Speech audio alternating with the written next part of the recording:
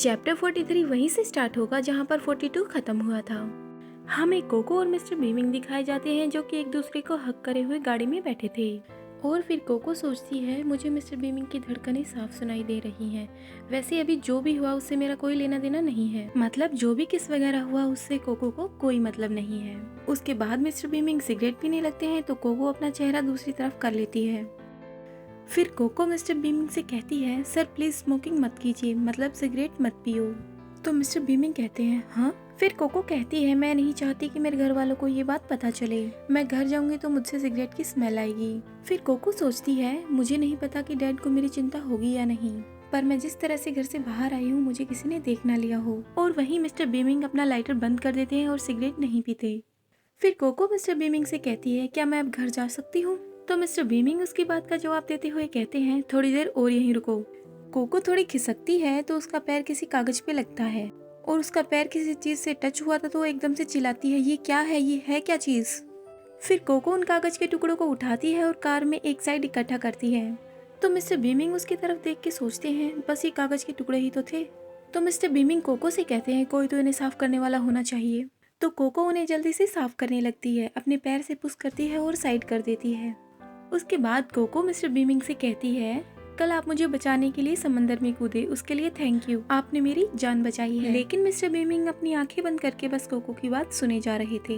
तो तभी कोको उनको देखकर सोचती है मुझे ये मत कहना कि ये अब यहीं पर सोएंगे। फिर कोको मिस्टर बीमिंग से कहती है अच्छा तो फिर आप यहाँ किस लिए आए हैं? तो मिस्टर बीमिंग उसे कहते हैं इन्वेस्ट करने आया हूँ, और वैसे अपने डैड से भी कह देना कि यहाँ पर पुराने घर खरीद लें क्योंकि अगले साल यहाँ पर जमीन काफी महंगी होने वाली है। फिर कोको मिस्टर बीमिंग की तरफ देखते हुए सोचती है इनका कहने का मतलब क्या है कि ये हुआ लेन स्ट्रीट में विकास करना चाहते हैं, मतलब कोको जिस एरिया में रहती है उसको डेवलप। उसके बाद कोको के फोन की रिंग बजती है और वो कॉल उठाती है और वो कॉल उठाते ही कहती है डैड मैं अपने दोस्त के घर पे हूँ, मैं जल्द ही घर आ जाऊंगी, आप चिंता मत कीजिए। उसके बाद कोको मिस्टर बीमिंग से कहती है आप घर कब जाओगे, क्या मुझे आप रोड के उस साइड छोड़ सकते हो? तो मिस्टर बीमिंग मुस्कुराते हैं और उसे कहते हैं तुम्हें कोई और ना देख ले इससे तुम डरती हो? फिर कोको कहती है सर मुझे घर जाना है। उसके बाद मिस्टर बीमिंग कोको के चेहरे को छूते हैं और अपनी ओर करते हैं। फिर कोको सोचती है मैंने इन्हें फिर से रिजेक्ट कर दिया, शांत हो जाओ कोको, नहीं तो तुम्हारे साथ कुछ ना कुछ गलत होने वाला है। ये बात कोको अपने आप से ही कह रही थी। उसके बाद मिस्टर बीमिंग किसी को कॉल लगा रहे हैं और सोच रहे हैं ये बेवकूफ लड़की ऐसी हरकतें करती है कि इसे छोड़ने का मन नहीं करता और देख के मजा आता है। मिस्टर बीमिंग जिसको कॉल लगा रहे थे वो उनका ड्राइवर था। ड्राइवर के कॉल उठाते ही कहते हैं ये टैंक वापस आ जाओ और ड्राइव करो। फिर मिस्टर बीमिंग कोको से कहते हैं तुम रहती कहाँ हो और तुम्हें कहाँ ड्रॉप करना है, मतलब कहाँ जाना चाहती हो? तो कोको इशारा करके कहती है वहाँ जाएं और फिर दाएं मुड़े। उसके बाद मिस्टर बीमिंग उसे वहाँ पर ड्रॉप कर देते हैं और कोको मिस्टर बीमिंग से कहती है गुड बाय सर, और मिस्टर बीमिंग कहते हैं ठीक है। और फिर मिस्टर बीमिंग वहाँ से चले जाते हैं और कोको वहीं पर खड़े खड़े सोचती है ज्यादा टाइम नहीं हुआ है लेकिन मैं उनकी गुलामी कर रही हूँ और मैं काफी तकलीफ में हूँ, न जाने कब मैं उन्हें पूरी तरह से छोड़कर अपनी पुरानी लाइफ अच्छे से जी पाऊंगी। और फिर कोको पुरानी बातें सोचने लगती है जब वो मिस्टर बीमिंग से मिली थी और उसके बॉयफ्रेंड ने उसे मिस्टर बीमिंग के हवाले कर दिया था। और फिर कोको सोच रही है कि थोड़ा ही समय हुआ है लेकिन मैंने इतनी परेशानियां झेली हैं कि मुझे लग रहा है कि मैंने काफी जन्म झेल लिए, मतलब काफी जन्मों से ये सब सहन कर रही हूँ। जब वो मिस्टर बीमिंग से मिली थी तो मिस्टर बीमिंग सिगरेट का धुआं उसके मुंह पर मार रहे थे और वो खास रही थी। बस यही सब चीजें वो खड़े खड़े वहाँ पर सोच रही है।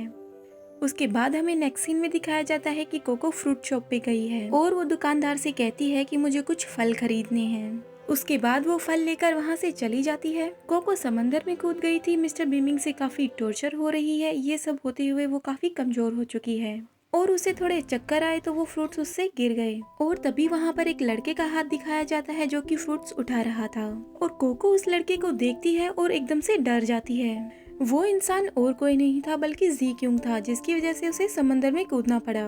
कोको काफी डर जाती है और वहाँ से हिलती नहीं है, बस लगातार उसे देखे ही जा रही थी और कोको उसे घूरती हुई बस डरते हुए पीछे जा रही थी, मतलब रोड की साइड।